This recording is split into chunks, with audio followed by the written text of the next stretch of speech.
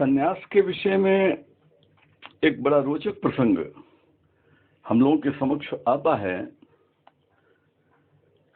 सुखदेव जी ने पिताजी से पूछा कि ब्रह्मचर्य और गृहस्थाश्रम में से जैसे शास्त्रोक्त नियम के अनुसार चलना आवश्यक है, उसी प्रकार वानप्रस्थाश्रम में भी शास्त्रोक्त नियम का पालन करते हुए चलना चाहिए। ये सब तो ठीक है।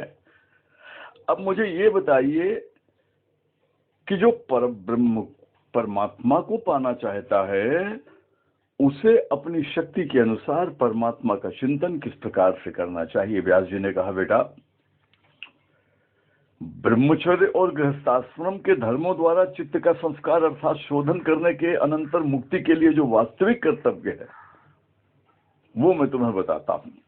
3 आश्रम, ब्रह्मचर्य, गृहस्थ और वानप्रस्थ में चित्त के राग, द्वेष आदि दोषों को पकाकर उन्हें नष्ट करके शीघ्र ही सर्वोत्तम चतुर्थ आश्रम अर्थात संन्यास को ग्रहण कर लेना चाहिए। इस संन्यास धर्म के नियमों को मैं तुम्हें बताता हूं। संन्यास अभ्यास में लाने की चीज है। सन्यासी को चाहिए कि वो सिद्धि प्राप्त करने के लिए किसी को साथ न लेकर के अकेला ही संन्यास धर्म का पालन करे, आत्म तत्व का साक्षात करके एकाकी जीवन बितावे, एकाकी विचरता रहे।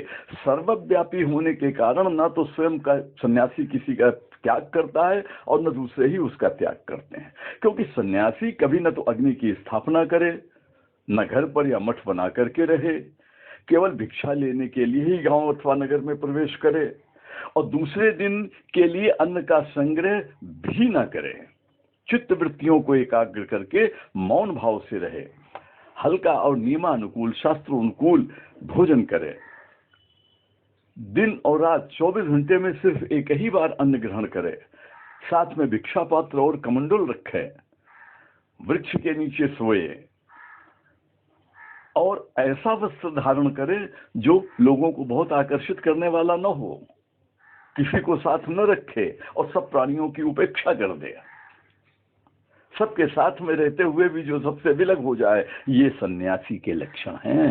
सन्यासी ऐसा होता है जैसे डरे हुए हाथी भागकर किसी सरोवर में प्रवेश कर जाते हैं और फिर सहसा सरोवर से निकल करके और अपने पूर्व स्थान को नहीं जाते, कहीं दूसरी ओर चले जाते हैं। उसी प्रकार जो पुरुष निंदात्मक या प्रशंसात्मक दोनों प्रकार के वचनों को ध्यान नहीं देता, दोनों को अपने में सम्मोहित कर लेता है, परंतु प्रत्युत्तर में वह उन वचनों का रिप्लाई नहीं देता, वापस नहीं देता, कुछ भी निंदा या स्तुति का कोई उत्तर नहीं देता, वही संन्यास आश्रम में निवास कर सकता है।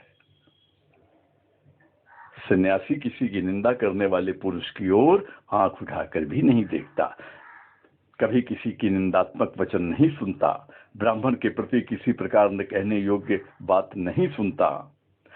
सन्यासी अपनी निंदा सुनकर के भी चुप हो जाता है। इस मौनावलंबन से भवरूप छूटने लगते हैं।